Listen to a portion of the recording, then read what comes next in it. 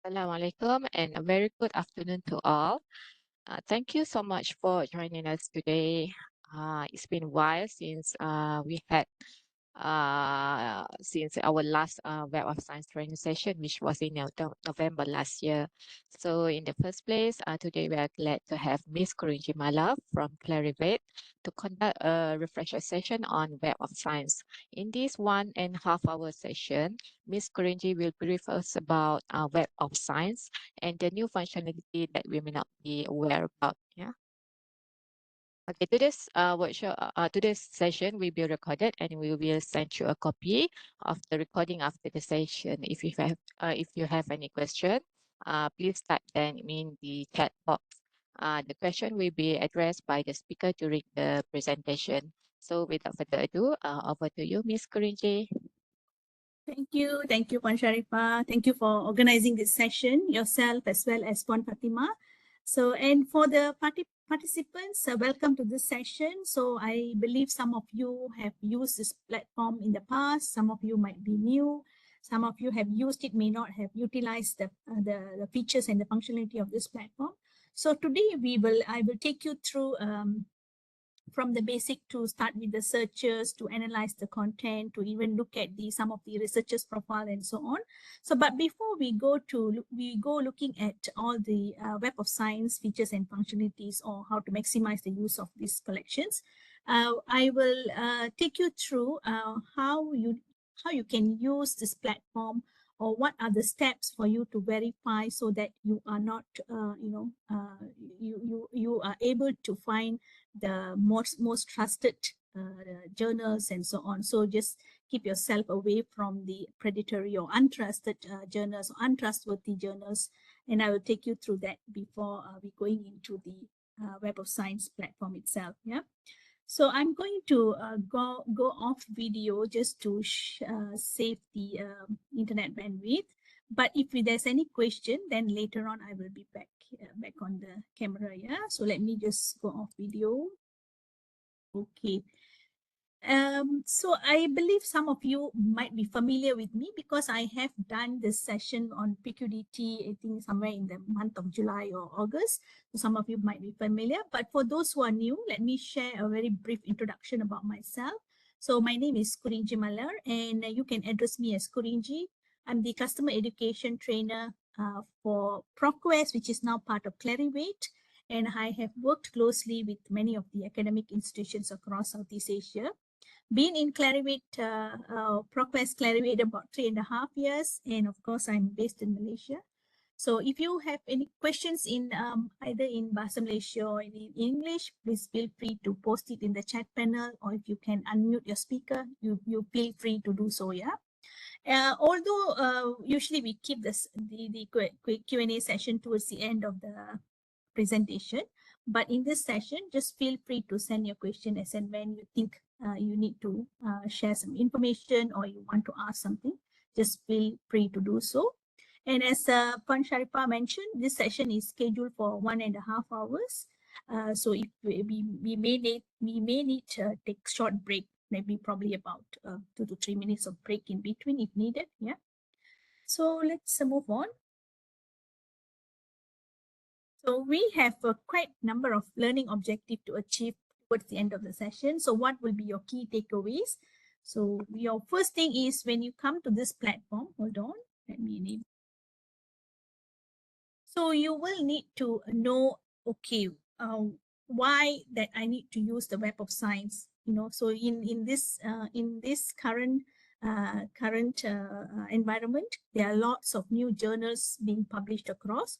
So for you to decide which journal that I should use for my literature, which journal should I to plan for my future publishing your research paper and so on. So you need to know how to use this platform more effectively. So with that, we will start with going through understanding how to find literatures to conduct your literature review more efficiently. Then we will go in to see how to use some of these features, some of the filter panels, to find the most influential and hot research papers. and by using the citation network. So some of you already familiar with what is citation network and how citation network works, and how is so important to know how the citation networks and use the method of the citation networks to discover more undiscovered information or identify the gaps and emerging trends of a particular topic, by exploring the citation network. Then there are lots of analytic tools, yeah, so a lot of analytic tools that will help you to uncover the novel ideas, the potential collaborators, the funders that have been funding this collections of information. And lastly, we will look at how you can create a complete researcher profile for yourself to showcase your research expertise within this Web of Science platform, Web of Science database itself. Okay, so quite a number of objectives, but I think we can cover all that in this 1.5 hours. Okay, let's move on. As you know, the growing number of scholarly journals publication, where the report shows that more than 30,000 scholarly journals being published globally, and it is more challenging than ever, yeah, to assess and evaluate the scholarly journals that you want to work on publishing your papers, or you want to apply it in your research to do your literature review and so on. So with the rise of these journals, there's a lots of concerns in the rising of untrusted and untrustworthy journals might be hidden in there. So when that happens, this can be challenging for researchers, especially the early career researchers, to find suitable journals that is to support their research, or even to publish the work or the research papers. So as the library, as a librarian or the library in the role of becoming, the role is also becoming more challenging in identifying and selecting trusted journals to improve your collections, to support your researchers. Yeah. So along with these open access journals, along with this increase in the journals across the world, the increase in open access journals is also on rise. So you will need to access to the information so that you can make more data-driven decision when it comes to publish. That means you need to have your own open access strategy. Okay, so this is all about this, increasing trend in the publications output. Okay, now let's move on. So alongside with the rapid growth of the published research output, we also witnessing the rising tide of the journals with the questionable publishing practices. So this chart, if you look at this chart, this is a chart from the magazine The Economist, published in May 2020, reported there are about at least 13,000 predatory journals exist worldwide. So the tide is the trend are open access. Basically because of this because of this increasing predatory journals, yeah, the reason for it is also together along with the open access mandates from the funders that increases the demand for open access publishing outlet. Yeah, and those mandates paired with this overall rising costs in the application processing charges, or might lead to a questionable publishing outlets, which may offer an affordable open access publishing in a shorter publication time. So all these untrusted or predatory journals have no clear definition. Yeah, they don't have a clear definition. In fact, there is no not even a law to place to govern or impose any penalties on these trusted journals. So that is very important for researchers to be aware of the tools that can guide you to the trustworthy content, trustworthy papers, trustworthy information, such as the Web of Science or JCR, Journal Citation Reports, and etc. Okay. So I want to take you through a few ways, how you can prevent yourself, getting into the predatory journals. So basically to go through a couple of checklists or questions before submitting your manuscript. So the checklist are, the first one is you need to know, first thing that you need to ask question is, do you or your colleagues know the journals? So it's always good to check if your peers or supervisors are familiar with this journal, who had published before, they've been hearing about this journal and so on. So that is checklist number one. Number two is you can easily identify and easily to contact the publisher. So sometimes these journals, they will have the close titles. The titles are very close to some of the high impact journals. So it is important for you to verify the publisher's detail, especially when the contact details such as the physical address or email address or contact numbers should be available in the website. So in some instances, if you don't find it, then that you should put a caution to it. Or even sometimes you will find the use of Gmails or Hotmails or some other emails, which is not the official emails, then you may want to be more skeptical and be cautious about it. Okay, now is this journal, the third one is to ask question, is the journal clear about the type of peer review it uses? Usually we will need to check, the journals need to be transparent. You need to check whether the publisher is transparent about the peer review process, whether it is stated in the website. Yeah. So there are few types of peer review. They might apply any of those methods. So it can be single blind or double blind, or now with the increasing in the open access peer reviews as well. So to ensure that journal is clear about the peer review process and being stated in their website. So if it is not, if it offers you a very short peer review time and guaranteed some acceptance, then you need to be cautious about it. The last one is, are the article indexed in the services you use? Okay, you can always check in the use of in the Web of Science or JCR to see, they are curated content. So you want to see this index in those services. And next one is it clear what fees will be charged? Okay, does the journal site explain what these fees are for and when they will be charged? Okay, so this is again very important. So if it doesn't explain, there's no information about the article processing charges, this particular information should be disclosed to the author in the first instances. Yeah. So if it's not stated, if it's not been disclosed, then again you need to be cautious. So if there's any additional charges along the way which was not stated in the document or websites, then again you need to be skeptical. So these are some of the trigger points when you need to be cautious. Okay. Now next is, do you recognize the editorial board? So it's sometimes you have all those people in the editorial board with the prominent profile, yeah, some especially in the research industry, with the highly cited researchers, Nobel laureates, citation laureates. So just be aware. The reason the publishers or the journals wants to have this name in the advisory board or editorial board is because of the increase in the competition among the journals. So all that you need to do, just verify it.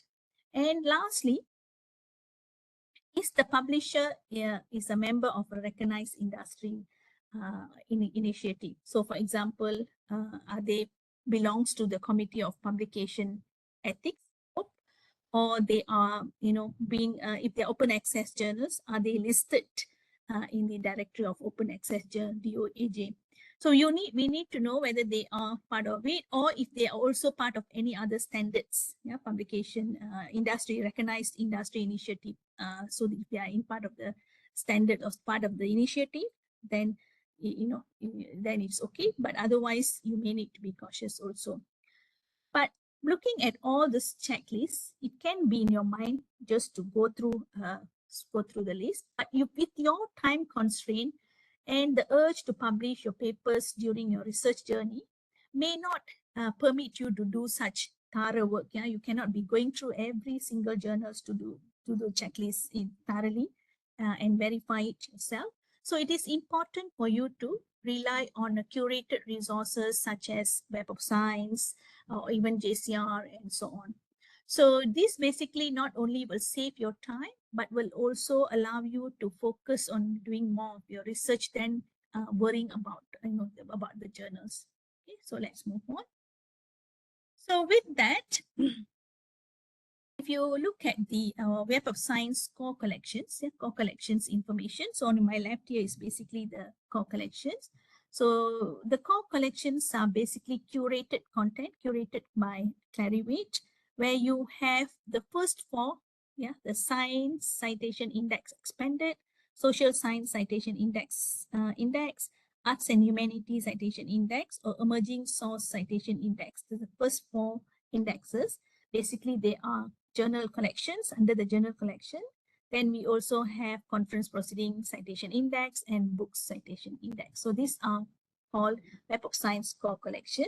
So having the journals that have been indexed in these collections, we have about 21,000 plus journals that have been indexed in this collection, with 200,000 plus conference records and about 100,000 plus books. Yeah. And the back files, the platforms or the database back files goes way back to 1900. But for UMT, I think you need to check. Maybe your content coverage is slightly different. Most likely it's from 1975 onwards, depending on the sources as well. Yeah, just be aware of that. Okay, now let's move on. So to know why is this Web of Science, it emphasizes on the editorial integrity, and it is always well known as a publisher neutral index. Why do we say that? Yeah, because the content that is the content or the journal that is being selected for the indexing, it is purely based on the neutral selections. So what it means, when we say neutral selection, what it means. So basically, Web of Science or even Clarivate as a company, we do not publish any journals. So when it comes to the journal collection, journal evaluation or journal collection, then it is solely based on set of criteria. There are a couple of criteria they go through in order to be met to be indexed in the Web of Science. Okay? And most importantly, this collections done by the indexing is done by our very own editorial team, who do not have any affiliation with publishers or institutions. So we do not see biasness towards the journals when it comes to indexing. There is, we basically publisher neutral when it comes to the selection. So even if you have collections of open access journals who wanted to be indexed in the Web of Science collection, they will still go through the same selection criteria. They will go through the same evaluation process, selection criteria. Basically, it's a rigorous selection process to meet 24 quality criteria and then meet another 4 impact criteria in order for them to be indexed in the flagship collections such as Science Citation Index Expanded, Social Science Citation Index, and also Arts and Humanities Citation Index. So if they go through, if they're put through a queue, right, they want to be indexed, they will be put through a queue here, then evaluate again the quality criteria. If they have met the 24 quality criteria, they will be able to be indexed in the ESCI. Then when they are in the ESCI, if they have gained 4 more impact criteria, then they will be hosted in any of this index accordingly based on the subjects. Yeah. So if it's science, is science. If it's social sciences, or if it's arts and humanities, then it's arts and humanities. Likewise, when they are being indexed here, eventually if they lose some impact, they don't meet the criteria of the 4 impact criteria, then they'll be back again. They will be back and indexed in ESCR. So this process is actually an ongoing, and the collection is being the performance review or the evaluation review is always continuously done on more frequent basis. Okay. Let me just go to the next slide. Now, when you see this, it's very detailed information about journal selection process. why I'm showing you this is when you look at this content, yeah.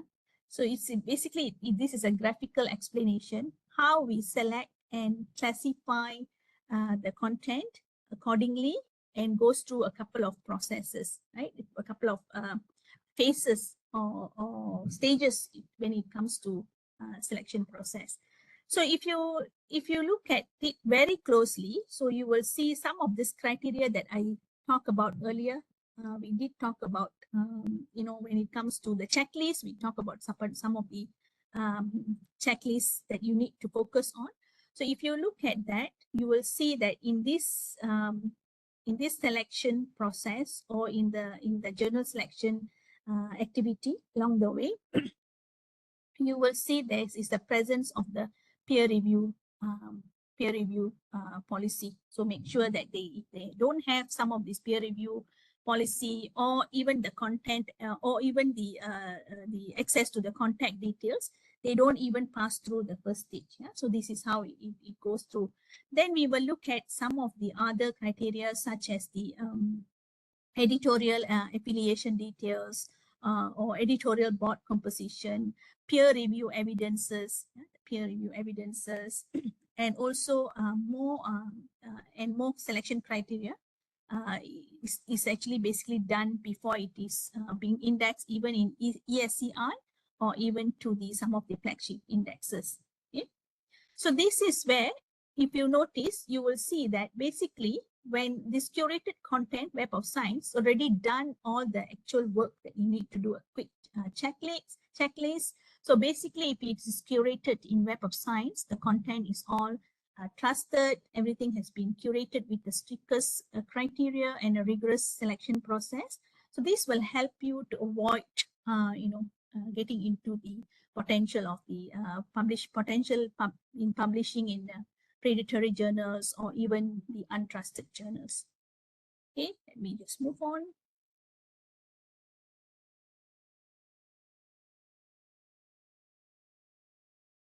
Any question?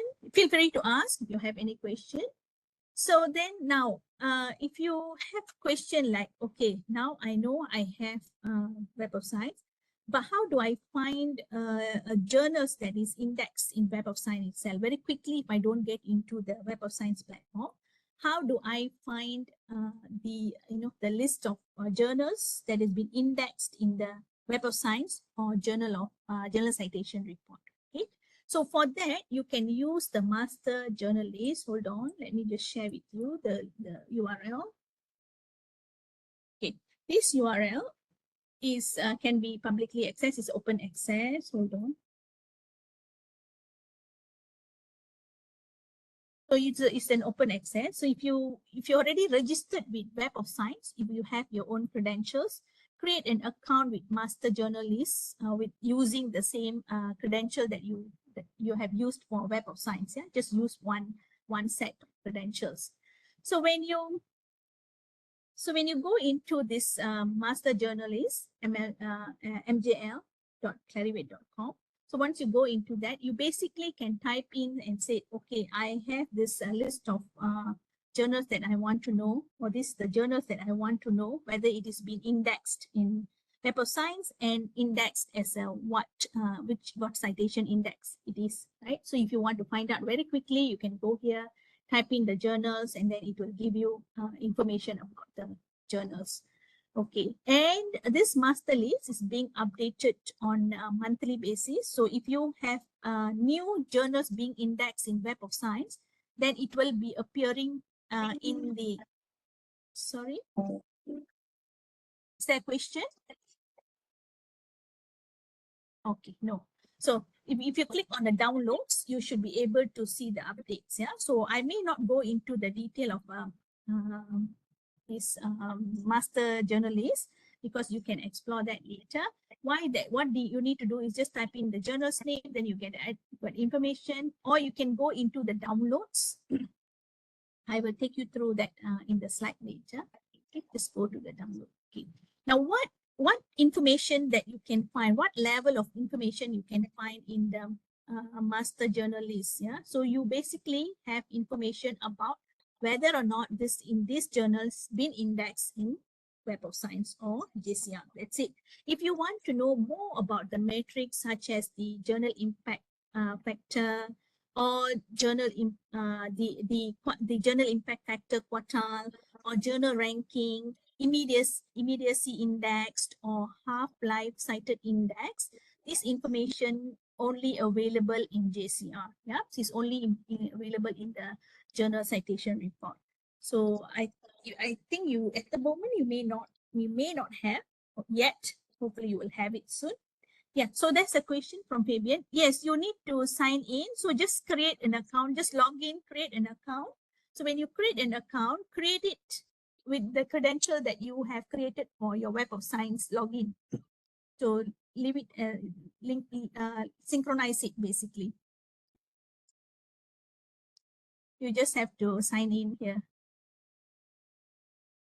You can create it. Anybody can create the account, but my advice to create it with the use of the same credential that you have it for Web of Science. Yeah. Okay. So what else that you can find here? Now, very importantly, sometimes you want to know if a new collections of journals has been added to this or being indexed recently. Then if you want to know more about it, you basically click on the downloads. You go to the Web of Science core collections or the archive information. You will see that core collection information. Then you will see the changes. Yeah. So in currently it's available up to October. So you can see what information that you can find. Basically, you will see like you will get a spreadsheet. That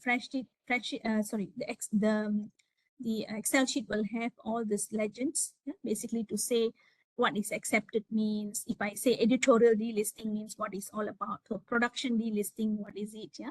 So basically, production delisting means it's been removed from Web of Science due to the non-receipt of content from the.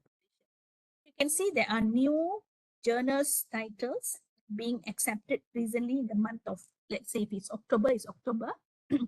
And you can also see the editorial delisting titles, production delisting titles. Titles might have changed, yeah, change in the title of the journals and also being seized. You can see all that. Okay. There is no there is no impact factor quartile information. Yes, that's right, Puan Sharifah. It's correct. There is no impact factor or quartile information in MJL page. Yeah, MJL page is just for you to identify if this journals is being indexed in Web of Science or journal citation report, and also if it is indexed, in what index. That's it. That's all you will have information about it. And also to see the latest edition of the journals in the index by looking at the updates. Okay. So now if you're looking at yes, we will go into that later. We will go into the Web of Science page shortly. And there's a question, what's the difference between MJL and with others, etc. and data science? Okay, so this is provided by Clarivate, managed by Clarivate. Of course, if you access to the others database, is by different publishers, basically. Okay, now let's move on. One thing that you will come across if you see any journals, yeah, if any journals and it is on hold, that means it's still in the reviewing stage, evaluation stage, whether to be removed or to be maintained. So you just be aware if you come across on hold and so on. I'm going to pause for a few seconds. So why I take you through the whole process of this whole process of how a Web of Science being indexed is to show you that once it's being indexed in Web of Science, so those are more reliable journals. So you are kind of like may not be exposed to the untrusted or untrustworthy journals. Okay. So I will pause for a few seconds to see if you have any question.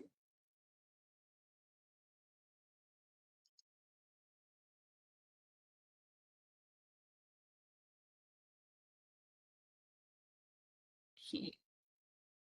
So now I'm going to move on to the Web of Science platform. Before I go into the demo, I would also like to share with you a few updates on that. So we're going to go and look at the accelerating your discoveries.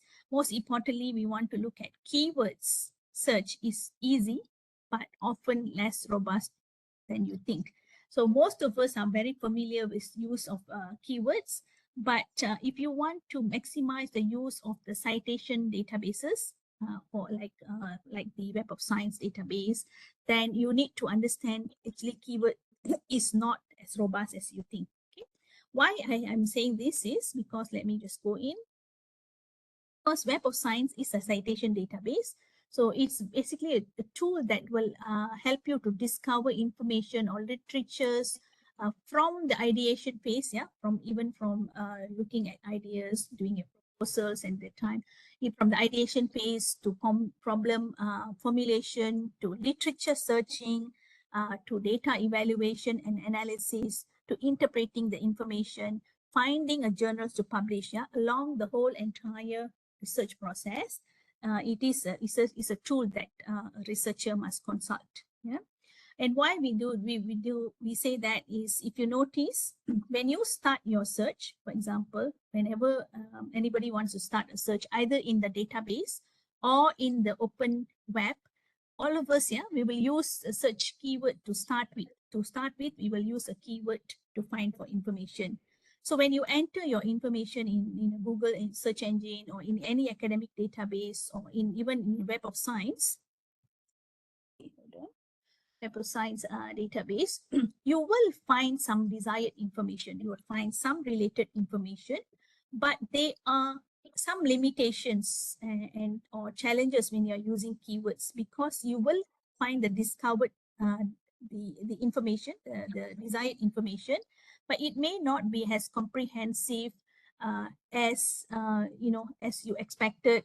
It may not be comprehensive discovery. The reason is when you use the keyword, it will go in and search for the keywords based on the occurrence, how many times it's occurred and it's been appearing. You may not be able to see the relevancy or the relationship between the research papers, or even you can't see able to identify the evolution or the development or the relationship between all the research papers. So therefore, it is very important to take an approach to use the citation network to understand how it works and to discover the comprehensive information, or to understand the holistic understanding of the research topic, is to use the citation network.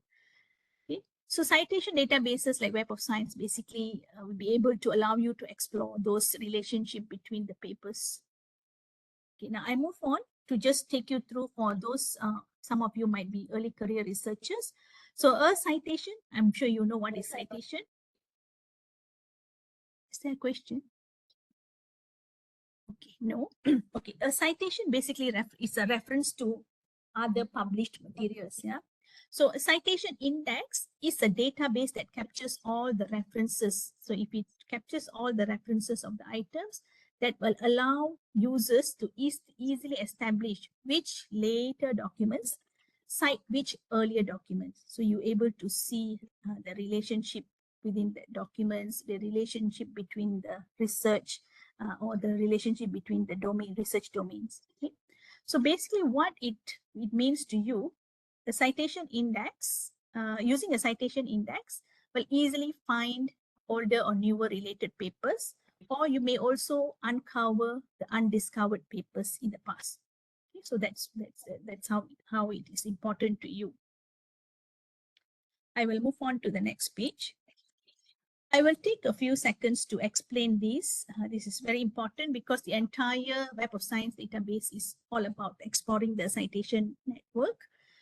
So I will take some time to start explaining, going through this graphical.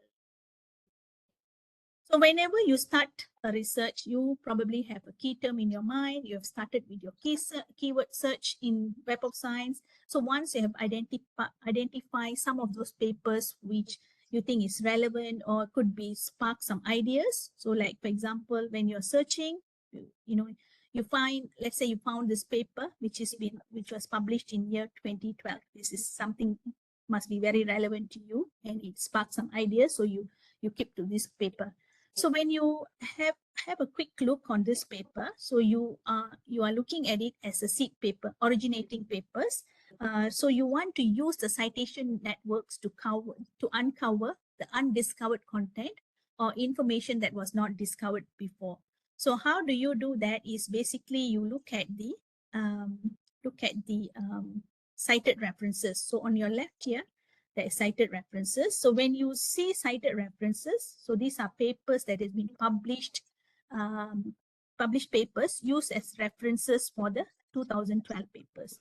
So by reviewing all these papers, by reviewing the cited references, it basically allows you to look at the history, how this paper was concluded, and to look at what happened in the past and so on. So it gives you an idea to go way back to whichever year the papers has been cited here. Yeah. Then you will also look at, if you want to know what happened subsequently, what is the development of this research paper after 2012, then you will probably want to look at these time cited. Sometimes it's time cited, or you might come across the term citing articles. So when you look at the citing articles, you're basically looking at who have cited this paper subsequently and why they have cited this article and what has been discussed and what is the next chapter of this research topic, or basically the development or evolution of this research basically. Yeah. So you will look at that. So by looking at these cited references or the time cited or the citing articles, you basically get an idea on the research the relationship between the research, how it evolves, what the new directions, and a good timeline. You can see when it started, or even going forward and forward. So you can see that good relationship. Now, apart in Web of Science, apart from these two connections, citation connections, you have some additional connections that you can explore, which is called the related records. So those who are doing frequent research in Web of Science, you will come across these related records. Yeah. So what is this related records? It's basically collections of papers or citing articles. Yeah. It could be cited references. Apart from the cited references or time cited, you have another way to explore, which is the related records. Related record basically are references. They have cited at least one references from here. So if they have cited one references from this paper, it could be more. Yeah, it could be more, but as long as they have cited one references, they are considered as a related records, and it is classified as a related record, which is suggested for you to explore further. Okay, now with all these three comprehensive ways, all these three cited references, time cited, related records, we call it a citation network. It is you are able to now to build a large pool of source lists. Yeah, you're able to pull a large pool of source lists or references list to analyze or to synthesize your research paper. And why we say this is very important, particularly useful, especially when you have keywords are not easy to be defined. For example, if we look at some of these terms, right, it could be applied in the business, it could be also applied in social sciences. So it may be applicable in multiple disciplines. So your results that you're looking for may not precise. So you can use the citation connection to identify more precise information. And when you want to look up for the older research that need to be traced, so whenever you want to trace the older research, especially in the field of chemistry, and you want to know when this particular chemical compound was discovered or how this chemical compound had been utilized previously, you can also use the citation connection. There are many other usefulness of this citation connection, but these are some of it that I'm sharing with you. And also to look at the next, what happens next, to see where the research trends leads and what's the direction of this research. For example, in the research of the digital currencies such as cryptocurrencies, basically lead to research investment on Bitcoin, Ethereum's, and there's a major focus on the fintech revolutions and so on.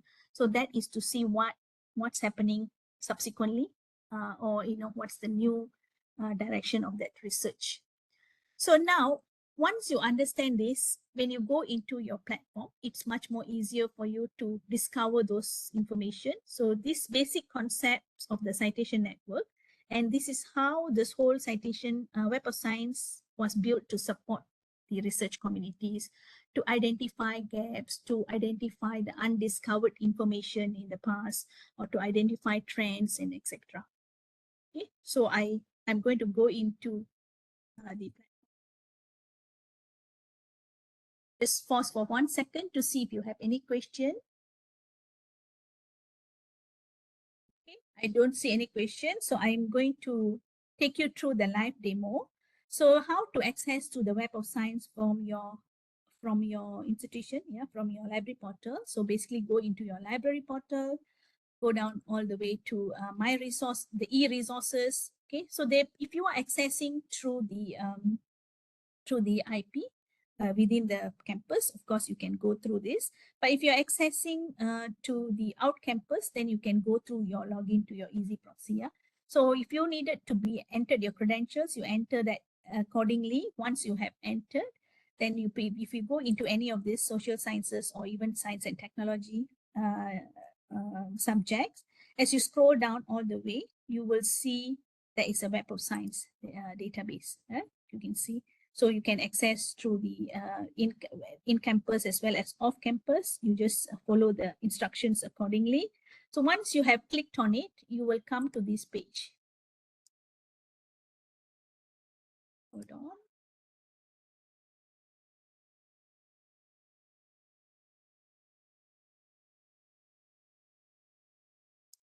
Okay. So you will see, you probably can access to from your end. And most importantly, make sure that you register. Yeah. So if you're accessing through your IP and if you see a register button here, that means you haven't registered. So if you can quickly go in and register, let me just log out. Okay. So just register here. So remember, if you are using your email address, your password, remember. So remember that, because subsequently, if you want to use any of the Web of Science series of products, you can use the same credentials. Even like for the MJL, the Master Journalist, also you can use the same credentials. So register. So once you have registered, you can also sign in here. So once you have signed in, you will see your name appearing here. So what is the advantage of signing in? If you don't sign in, you still can do the search, you can find some information, but you basically will miss out some personalization features. Like if you want to save the searches, if you want to create alerts, or if you want to look at the history, those information won't be here if you don't register. So make sure you register, your name will appear here. Then in this Web of Science platform, if you look at it, you have two options to start search with. So we are going to start with documents. We will search researcher later. Okay.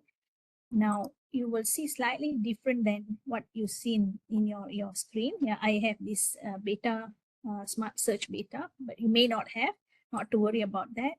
Okay. Now search in Web of Science core collection. So I have selected this. So core collections include all this indexes, right? Okay, we talked about those indexes. Now, how do I start my search with? There are two options. You can use the advanced searches or you can use the field searches. Today, I may not focus on searching, but I'm going to take you through some of the important features with this platform. But to learn more about how this platform responds to your query, or if you want to know how Web of Science search technique works, there is actually a site here. You go down, if you look at the question mark, click on it, go to online help, contact us, go to help guide. Okay, so in the help guide, there is actually one tab on search rules. On your left here, basically shows you how to manage the search results. Sorry, not this, not sorry. Search. I'm going to take you to the search tools. Yeah, searching in Web of Science.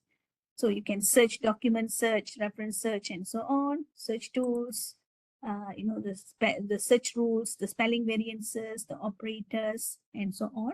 So if you go into search rules, basically, if you just click it, yeah. So you can understand how it works, the use of quotation mark, the spelling variances, the wildcards use, and so on. So you can learn here, but let me take you back here. Hold on.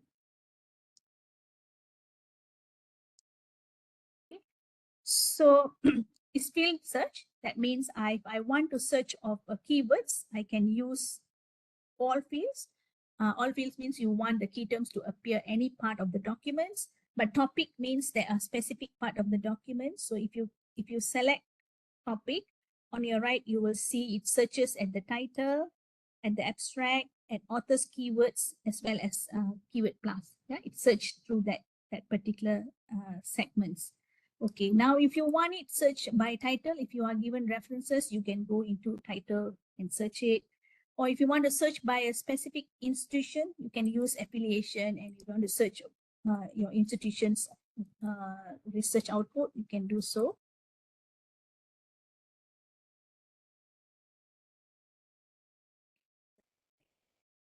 Or you can use any other field search here.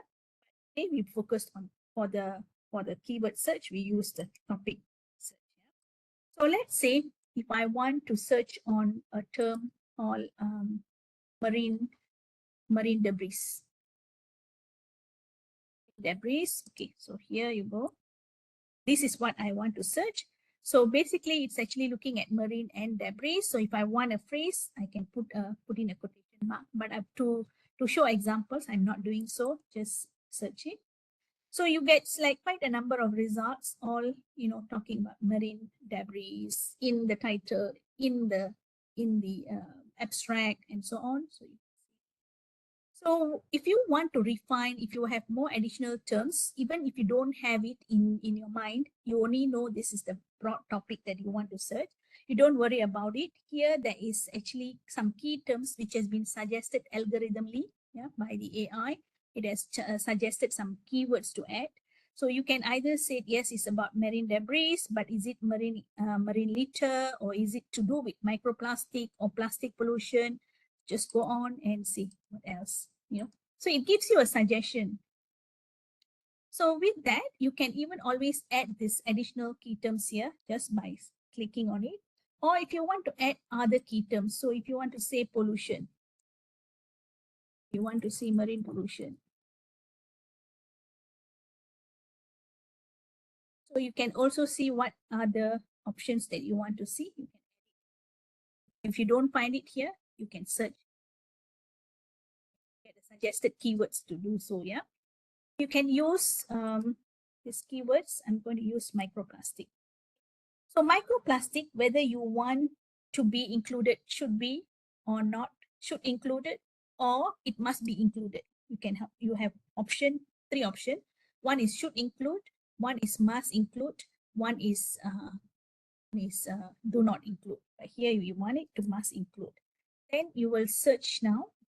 It's actually basically marine debris and microplastic. Okay, so I get the results now. Here's the results, about 2000 plus. So of course you can look at it to see if it's relevant to you and so on. On your left frame here is where you want to discover some information. So for example, if you want to see some some impact papers or some seminal papers, hold on.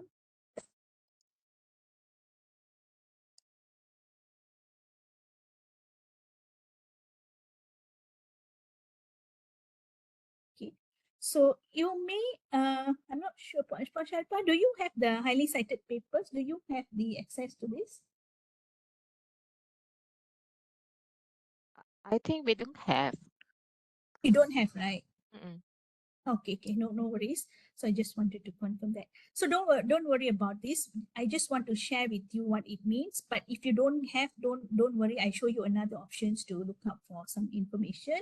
So so these highly cited papers, and they are odd papers. So if you want to look at some of the influential papers, yeah, impact of or influential papers in this research area, you can do a quick filtration. So select highly cited paper or hot papers to look at it, so you can refine it. So before I go into detail of it, so if you put a cursor here, so if you see, this is actually a highly cited paper. So highly cited paper means that papers has been published in the last 10 years. Yeah, those research papers have been published in the last 10 years that have received enough citation to put them in the top 1% of the academic field. So this is based on the academic field and the publication year. So this is in the geosciences. They are one of the highly cited papers, and they are considered as highly cited papers because they gained citation to be top 1%. So if those who are doing research with related to geosciences, this paper that is something that you must consult, yeah, related to marine especially. So you want to do so. Then you also have the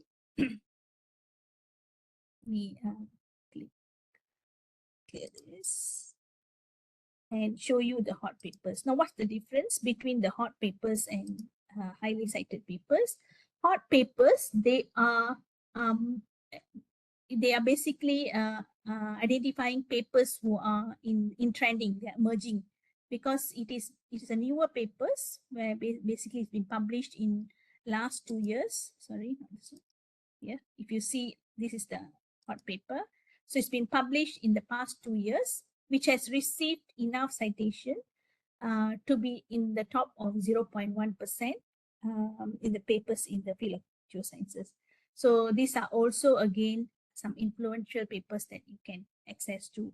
But in the case where you don't have access to these two, if you're not able to find those filters, not to worry, because actually that is part, it comes under the essential science indicator. It comes under the essential science indicator data, so you may not have access to that. What you can do is next clear this, basically just clear this. You want to explore the 2000 over documents, but you want to see from the most highly cited papers. So use your relevant sort by and say go into the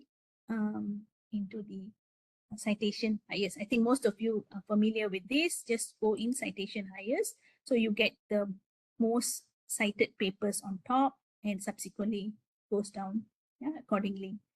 It is another way for you to discover the most influential papers or the seminal papers in the area of marine debris, including microplastic and so on. Okay. Now in the this basically it's overall citation count. Yeah, it can be this is 2009 published, but along the way they have received so many citation. But if you want to see some papers, those who are new papers, but they also been regarded as a highly accessed paper, so you can also use another way to sort it based on usage. Use the usage 180 days. So this means you are looking for papers that has been highly accessed in the last 180 days, about 6 months, so that you can identify that papers in the the newer papers, the trending papers that has been indicated interest in those papers. So how we interpret this is basically, since there are a lot of people exploring this paper, accessing to this paper, downloading this paper, there must be something interesting in there, right? The assumption is there must be something interesting in there. So you may want to use this option to uncover another perspective of the trending topics. So you can use, so yeah. Okay. So now, to be clear, if you may not see the highly cited papers on your left checklist, but I was just sharing it in case, just for your knowledge purposes. But if you don't have, if you want to look up for more influential papers, you can use the options from here. Use the citation highest index, or you can use the usage last most first and so on. So usage last 180 days. Okay. Okay, now we have searched and looked at the influential papers, seminal papers by using the two techniques. So on your left frame, basically you can do a lot more other filtration. So by doing this filtration, you will see the different dimension. Each time you see a different dimension of this research collection, yeah, the information that you have it here.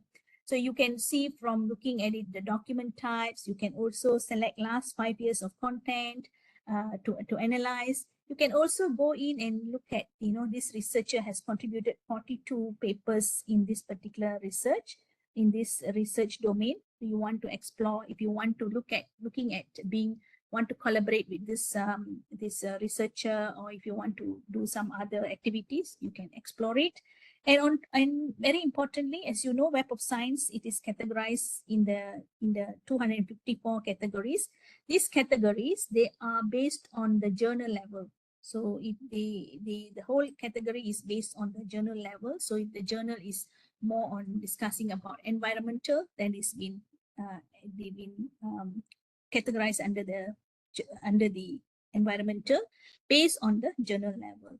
So as you go down, I'm not sure if you're familiar with this citation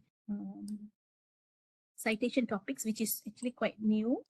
Let me just take this example. Okay, coming back to this citation topics. So the citation topics, actually it's a new classification. It's been, I think, available in the last few months or so, if you've noticed that.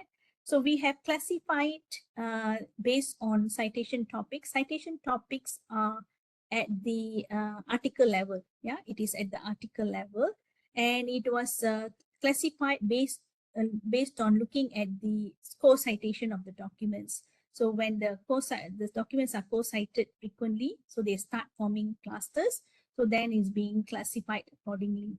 So if you look at this, there are 3 levels of the classification. One is the meso level, right? This is the meso level, middle level. There's supposed to be a macro level, right? There's a macro level, then you have a meso level, then you have the micro level. So this is under the, if I go into any of this document, let's say if I select this, I select this.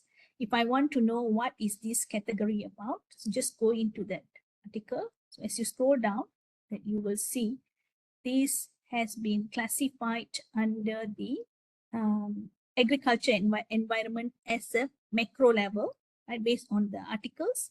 Then it is also classified as a meso level at the more granular level, herbicides, pesticides, ground poisoning, and so on. And here is the micro level. So the micro level is under the microplastic. So you are able to discover the collections of information more effectively. So let's say if you find this article interesting, you want to know more about this topics, you basically just have to click on microplastic. Or if you want to see from slightly broader perspective, you want to use the meso level, or you want to go for the macro level. So it is easy for you to discover the information, not only looking at it from the broad category, which is the journal level, but now you are able to look at it from the citation topic, which is the more granular category. Okay, I want to go back one step. So again, so you can see different perspectives from here. As you go down, you can see affiliation with specific departments. This is very new. In the past, you can see affiliation of the institution or the agencies. You can see that, but now it is one level down to the affiliation with department. Then you can go and look at which publications have produced this research collections of information from this research, and also the countries, and other information. Scroll down a little bit, you have these sustainable development goals. Yeah. Okay, this is new. The sustainable development goals is new. So if you most academic institutions, if to support or to promote one of the to promote the SDG goals, the United Nations SDG goals, they will do many initiatives, different initiatives. So usually the academic institution will promote it through the research activities. So it has been some challenging in the past if you want to see which sustainable development goals that is this specific institution has been contributing, or even the research that I'm working contributing to which sustainable development goals. Now here you can filter it accordingly. Okay. Now I want to go back one step, but before I go, let me see if I see any question.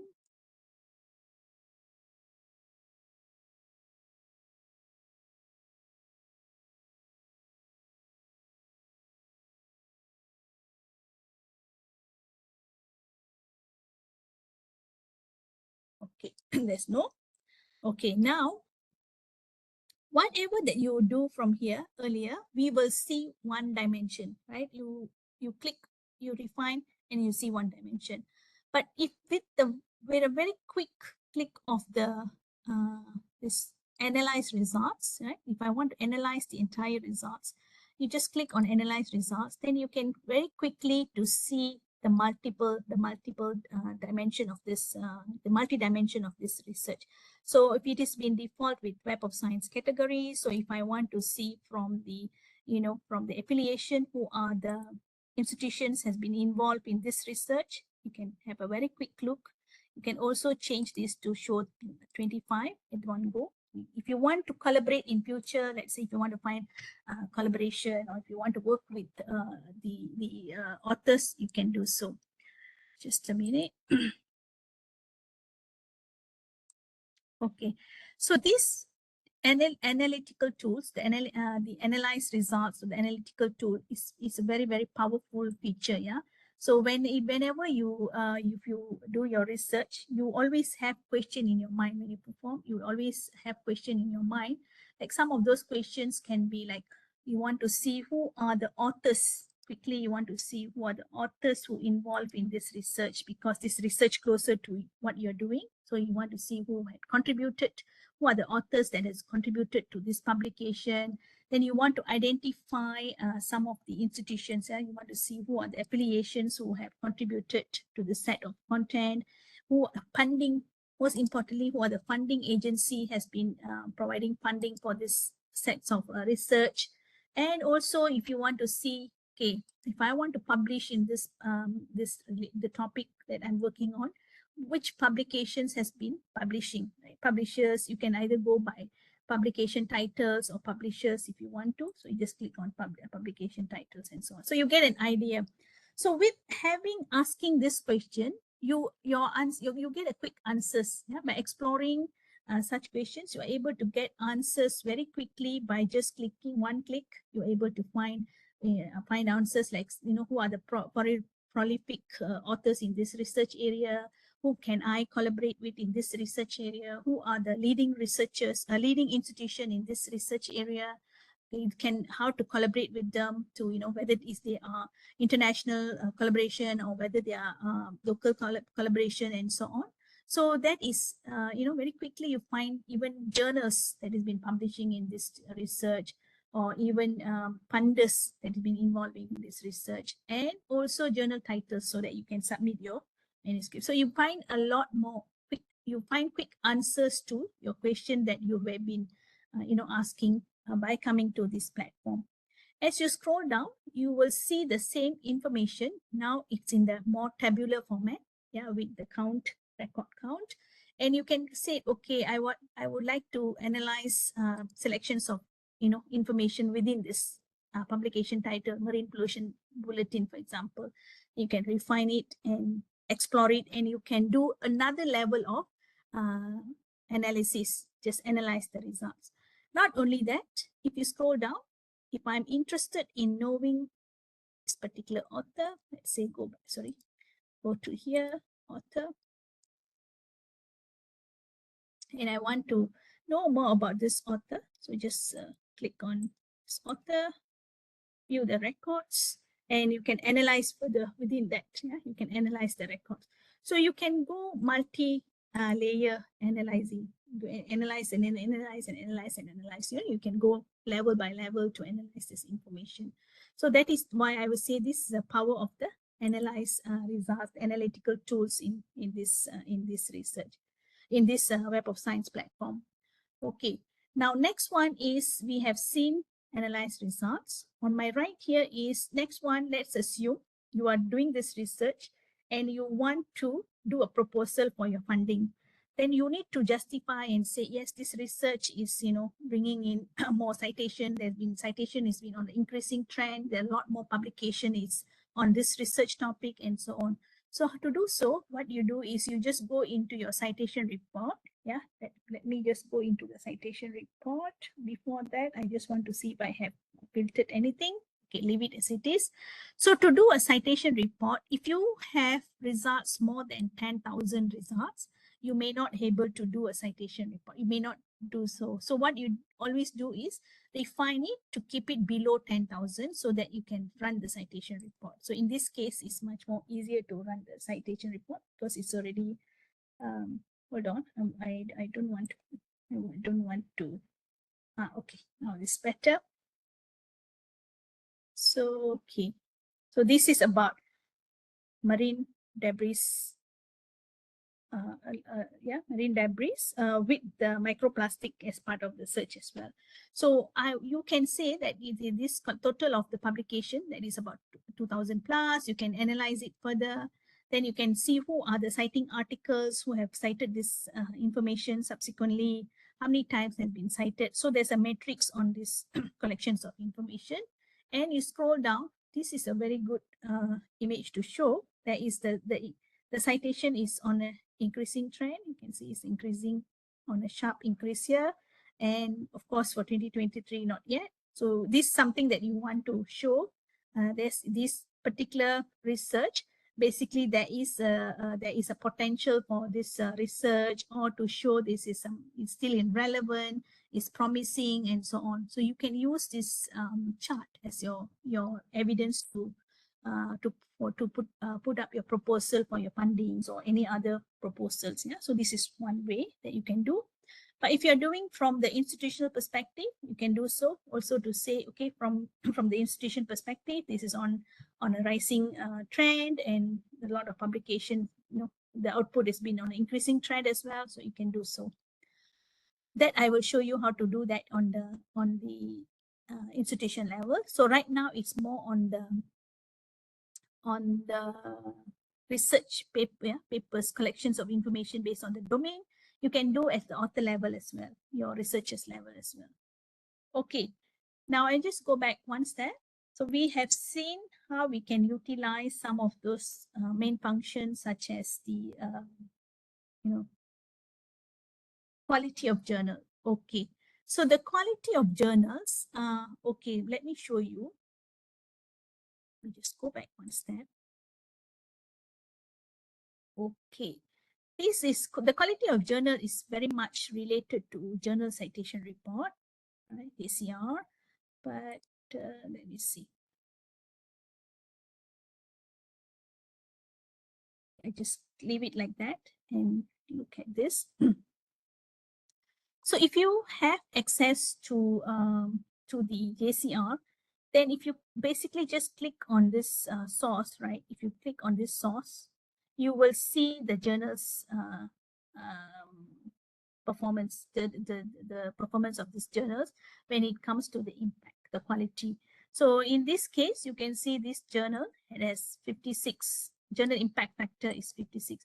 But I'm not sure whether you can see this now, because I think you don't have the journal citation report. Am I right, Puan Sharifah? They might see the information about the impact factor and quartile once they click on the journal title on Web of Science. Just like your screen, we can see it like this. You can see this, but you will not see Yeah. the number, right? We can see the number. Oh, you can see the number. Yeah. Okay, okay. Then if you see that, it's fine. Okay. So this is how you will see that. For example, this is been embedded here. So if you want to know quickly about this particular journals or any other journals, just put a cursor here, click on it, and you can see that overlay information about this journal. So you basically this shows the impact factor, the categorization. Yeah, basically show you the categorization in terms of the ranking. So it's in the ranking 2 out of the 73 collections of information in multidisciplinary sciences. Then of course it says as a quartile 1. Okay. So with that, and the next one is the journal citation indicator. So I think most of you, if you would have gone through the JCR session, you will know how journal citation indicator is interpreted. Basically, that it's based on the baseline of 1.0. So if any journal citation indicator with the metrics of above 1.0, that means they have been receiving citation as expected. And if it's 9, means more than 9 times as expected, something like that. And if it's below 1, it is it's less than expected. Okay, so that's how you look at it. It's based on the baseline of 1.0. Okay, and here this is quartile 1. Okay. So this did I answer that question? Or are you expecting or any other explanation, Fabian? You want to know other aspects?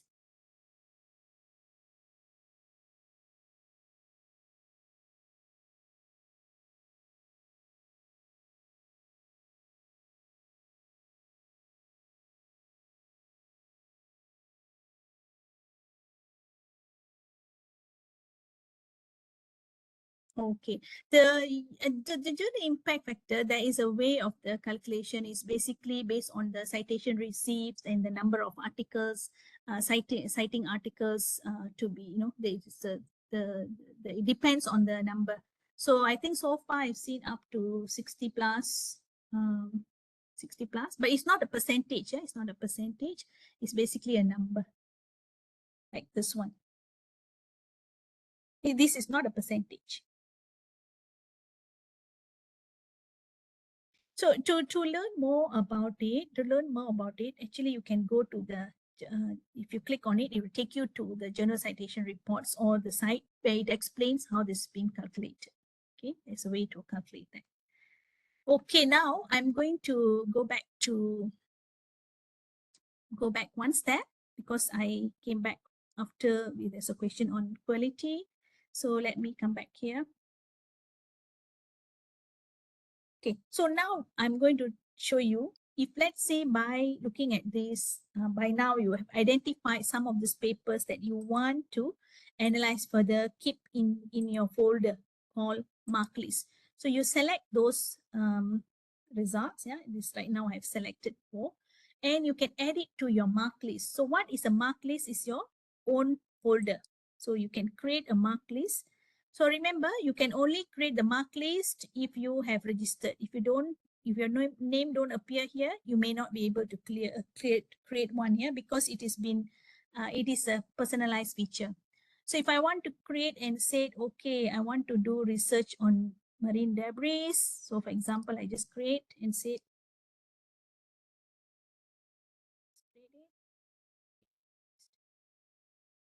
so you now have created a mark list, and that marked list. Then you have all these first 4 collections, or the documents has been added. You can see this is added as favorite, has been added, mark list, this 4. So what is this mark list for? So the mark list is basically, if you doing your research constantly, it's like active bookmarks lah. Basically, you're saying, okay, I think this is relevant, so that when you done with all the search that you've done, found all the literatures that you need for your research, you can analyze the research accordingly. And this content, you can grow the content. Today you have added 4, tomorrow you can add another 10. You can add up to 50,000 records. Yeah, you can add up to 50,000 record. And once you have added the record, all this information is actually residing here. I will come back to talk about this lab frame shortly. Now let's move on. Okay. Now, apart from that, apart from adding to your mark list, you can immediately export it to your citation management system. If you're using EndNote or EndNote desktop, you can export directly. But if you're using Mendeley or Zotero or Citavi, then you just export it to your RIS file and then it will export it over. If you want to export it to Excel, just export it. So each time that you want to export, your maximum record is 1000. So if you want to export more than that, just go and do it in multiple time. Yeah, and the record that you can have that you want to explore, I mean, you want to import, you can see that full record. At the same time, you can also edit and say what record do I want to export. So this is how you can use the Excel sheet to export the information. So you can export it to EndNote, to citation management system, and so on. Okay, now for those who have created a profile, you have registered and your profile is created. And if you want to curate all your content publications, so if you come across your publication is not appearing in your researchers list, and if you see this is your own paper, it's your own paper, and it is not in your list, you can use and say, okay, add to my add to my research profile quickly. You can do so. Okay, this is a quick way to add your information. Okay, so we have discovered on add to mark list, export. You know how to sort by options using the highest citations as well as the highest usage. Okay, and we have analyzed the results, looked at the citation report and so on. Of course, create alert is straightforward. I will let you explore later. Just basically create an alert so you can stay updated with the development if there's new content being added. So you will be able to keep track. Okay. Now I'm going into some collections of information. So like this enrich cited references. So some of these papers, they have gone through and the cited, even though they have all of them have the references as being indexed, some of them gone through the enrich cited references. So if you select on enrich cited references, basically you can refine it. Okay, then you can see the enrich cited references. What it means basically, if you go into this this topic, right, just go into this paper, explore the paper. Of course, you can see the source and you scroll down. Hold on, take some time.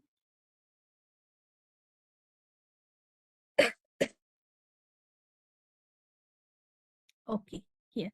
So this is the enrich. So for sometimes we want to know this paper has so many cited references. Wait, let me take the one with highest. Hold on, yeah. Let me change this to the highest.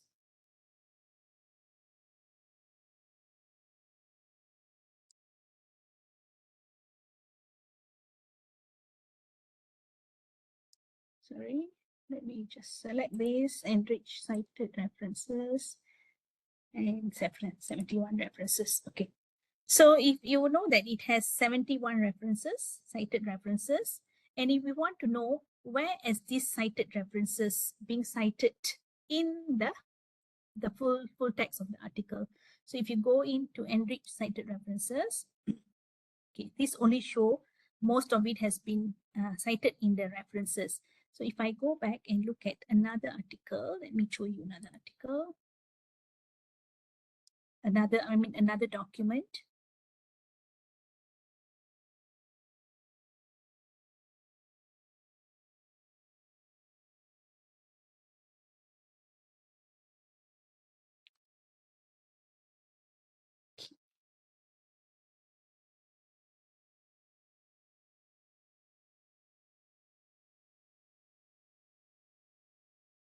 Looking at enrich references here.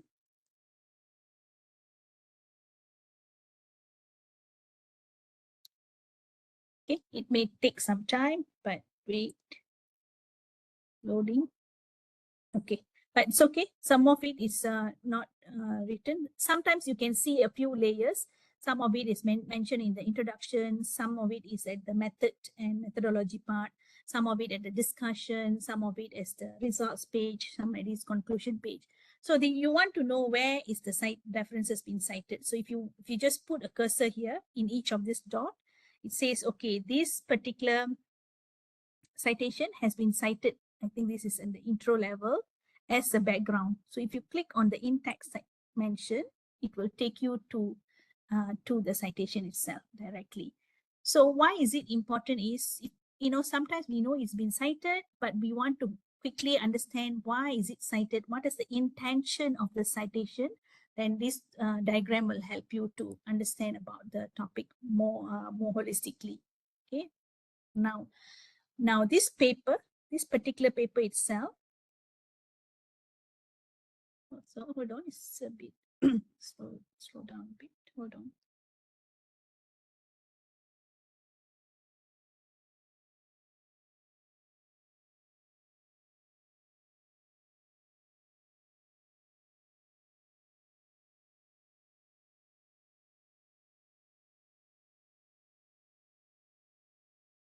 Okay, just maybe we just take 1 minute break. Let's see, give some break for the for the system. Okay, while it's loading, if you also come across like this, yeah, like hold on.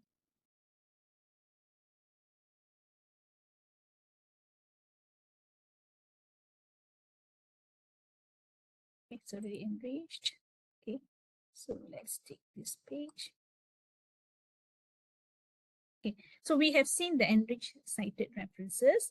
On your right, if you want to see this paper, if you want to see how is this paper subsequently been mentioned in other papers here. So if you want to see how it's been mentioned, you can see this paper has been mentioned 13 times in the background, 12 times, 2 times in basis, and so on. So 10 times in the discussion. This is to show how this paper has influenced the subsequent articles, subsequent papers, subsequent citing articles. So this is how it works. So you can also explore that. This is also new. And here, if you see, let me just go back one step to see the result set.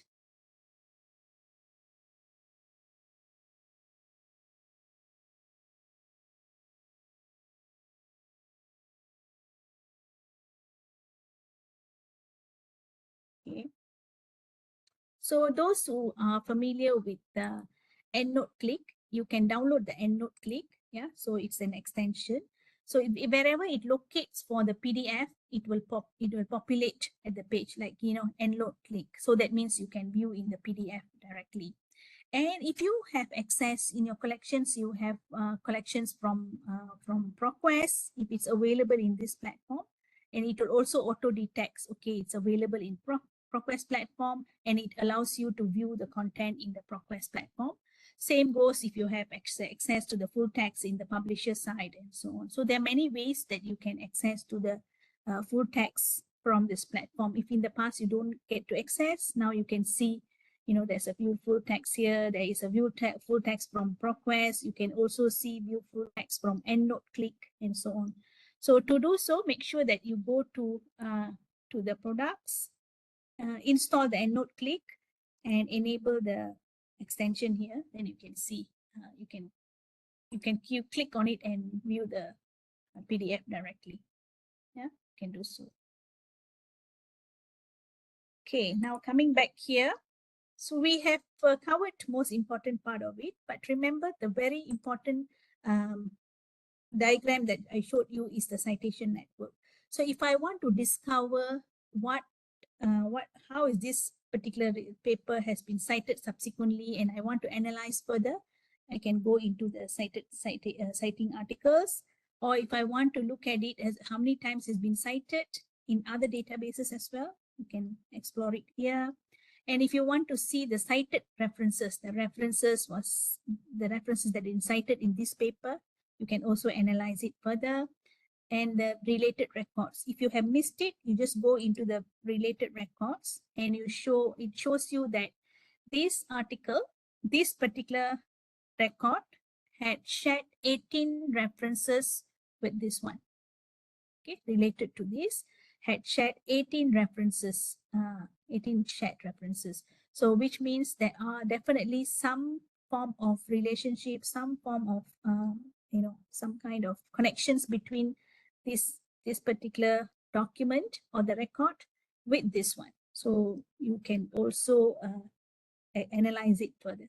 Okay, so select. So if you find it, just select it and then put it into your marked list, which you just created, marine debris and so on. Okay, so that is one way.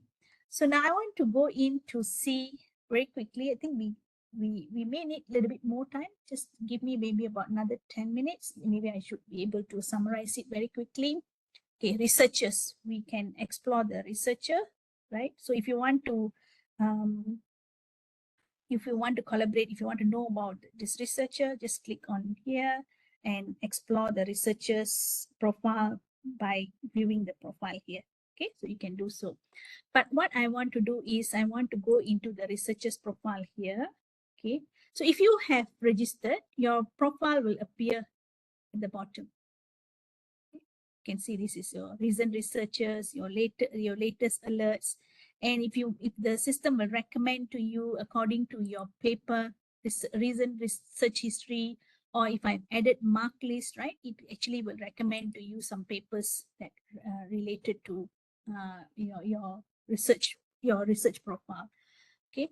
Now before that, let's go into the researchers. Okay. Now explore by organization in your institution. Just type in.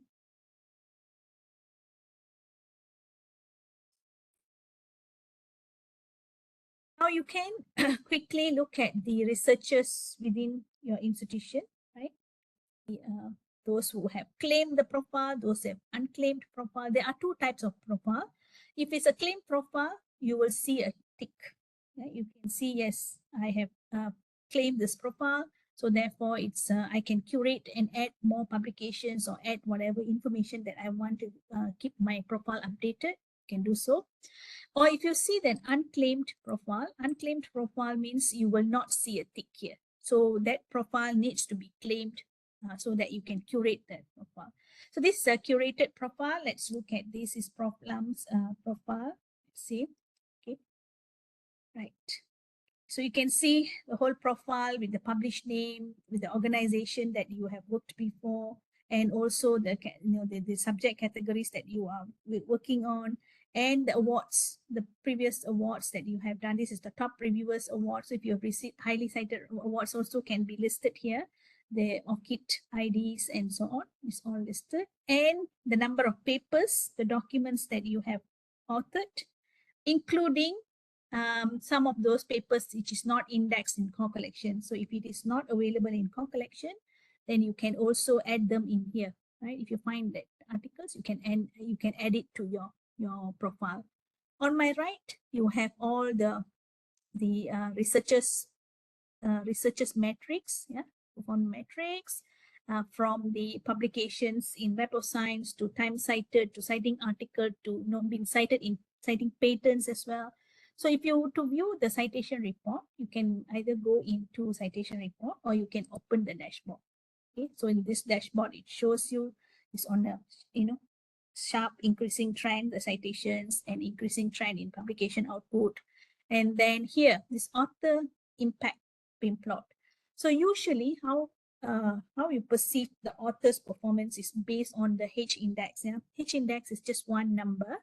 So sometimes you may not be able to see the entire activities or the performance of the author, but this author impact beam plot it's good because it gives you more holistic view of the researchers activities across 10 years or even for the full career. So if I change this to the full career, then you can see since when it's been started publishing and how the performance of the publishing, like you can see if this line is on the 86th percentile, that means performing more than top 15% performance. And this is the average. And if you want to see from the yearly, then you can see this year 2017, it's at 84th percentile and so on.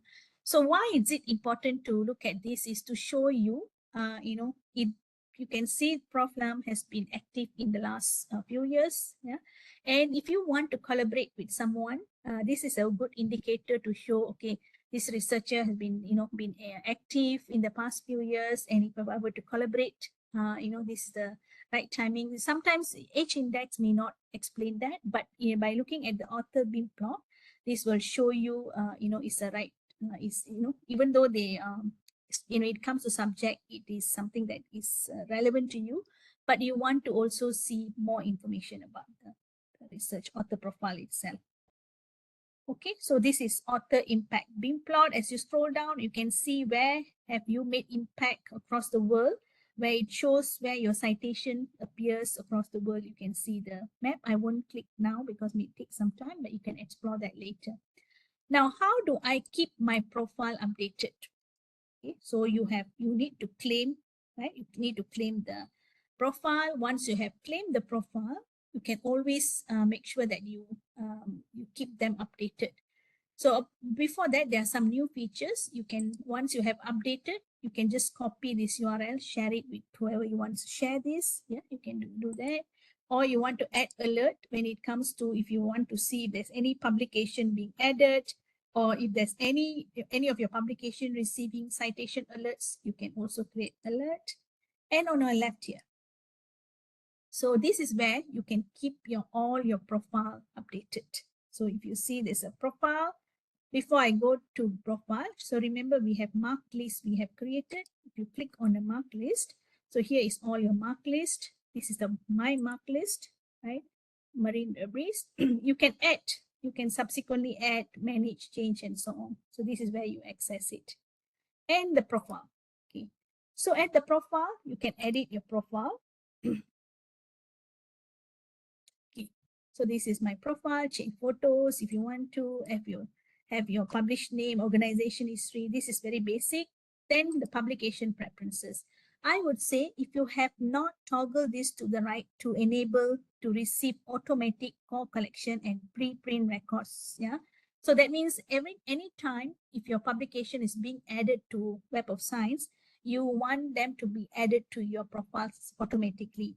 This only can be done if you have at least one publication in the past in your profile, right? If your profile has one publication, then it will automatically add it to your profile. If you don't have one, you have to start doing manually. Then subsequently, it will add to your profile. Okay, so you can enable this. Then you can also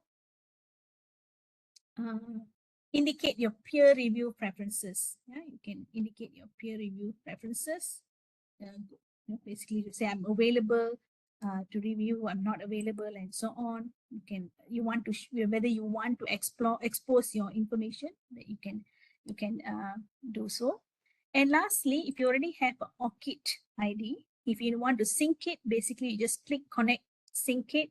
So it will sync all the information from your ORCID information to your Web of Science researcher profile ID. Okay, so that is a profile. And if you don't want to do so, okay, wait a minute. Okay, add the profile, add the My Records. You can add the publication. If you want to do manually, if the publication is not from Web of Science, if you want to add them, you can use a few options using the DOI, or if you use some other identifier, add them, or you can upload it, or you can directly sync it to your ORCID. So it will sync all the documents, all the publication that you have it in your ORCIDs as well. And peer reviews. Okay, so if you have done some peer reviews in the past, so make sure that you indicate here and say yes, you want to display the content in your profile. Okay, and if you're being an editorial board membership, you are a part of the board membership, then you can add also. This will appear in your profile. Yeah, so I think that's about it. The rest of it, if you have done your saved your searches, or if you have created alert, you can access it. Yeah, and managing it. This is straightforward, so I may not cover on that. Yeah. Okay, so now last one we come back to the documents. So if you want to analyze your institution's collection, yeah, so just go into documents, go to the affiliation. Okay.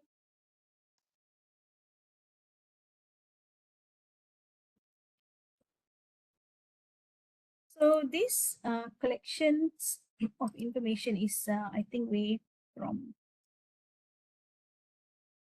97. I think you should have complete also based on your collection. This is what you have your publication output that has been indexed in in Web of Science, yeah, JCR and Web of Science. And if you want to analyze further, of course, you can analyze to see who are your collaborators, who are which countries has been collaborating with you. Sorry, here, yeah, this affiliation. From then you can look at the countries or the departments, or you can also look at the countries level, or who has been receiving funding in your, where is your funding come from, and all those things. Okay, so this is how you see it. And of course, you can also, sorry, I have moved one step quickly.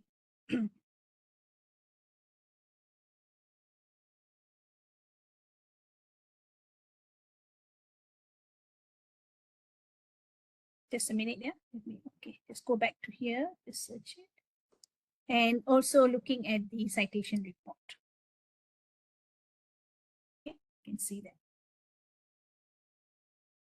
Okay, I have covered all the important points that you need, because there's a lot more information in the Web of Science, but I covered all the important points that you need to use to support some of the, especially the key features to support your research journey. If you have any question, just feel free to put it in the chat panel. And if I can, I will address the question. Otherwise, if it's beyond my knowledge, I will get back to you, after consulting the experts.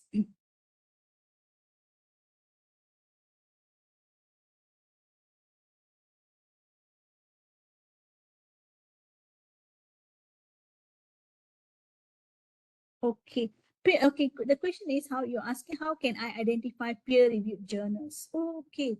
So in your case, in this case, right, you are asking to, for your research purpose, right? You want to use this for your research, and you want to make sure that the journal is peer-reviewed. Are you saying that, Noma? Okay. So in this case, right, this Web of Science is a citation database. So whenever it get indexed, so remember we talked about the, hold on. Once it's been indexed in the Web of Science, there is no question to ask whether it's peer reviewed or not. All the papers are peer reviewed, because only those has been gone through the peer review evidence will only then they can be indexed. Otherwise, they will not be indexed. So if you find any papers in the Web of Science, that means it's already been peer reviewed. So don't worry about selecting it. Okay, selecting for a peer review. Answer that question. Anybody else?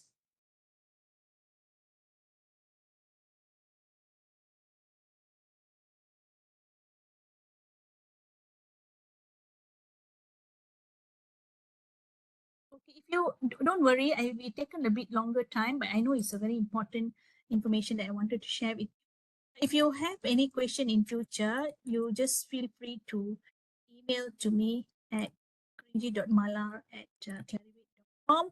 And of course, you can always consult Puan Sharifah and Puan Fatima. They are there to help you. They are experts in this field as well. So make sure that you consult them.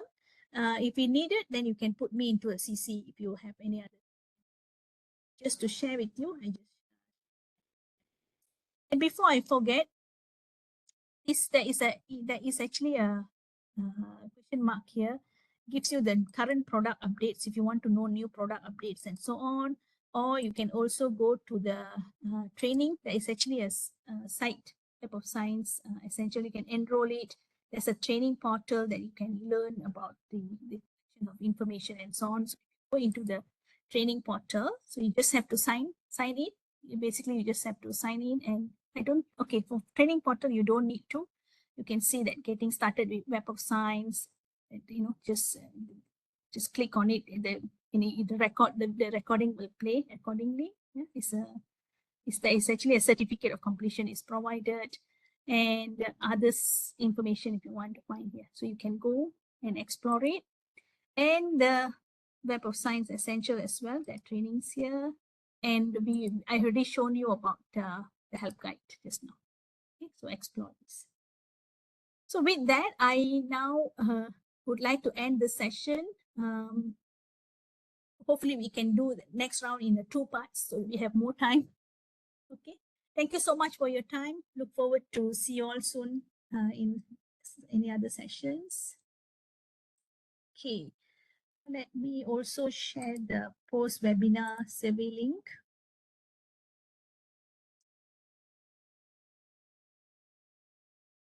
Arifa, hand it over to you. Okay, thank you so much, Miss Kurinji. It's been an absolute pleasure having you on board this day. So I'm sure the audience will have really taken away something from this session. For example, screening for predatory journals, new field options such as citations topics, meso and macro, and how to find the impact factor and quota of a journal, etc. So thank you once again, Ms. Kurinji. So I think we have around about 70 minutes, but hopefully everyone will be fine with that, right? Okay, so I'm going to wrap up this session quickly. For those who want to get the certificate and recording, please kindly scan the QR code. Okay, I will share the QR code now.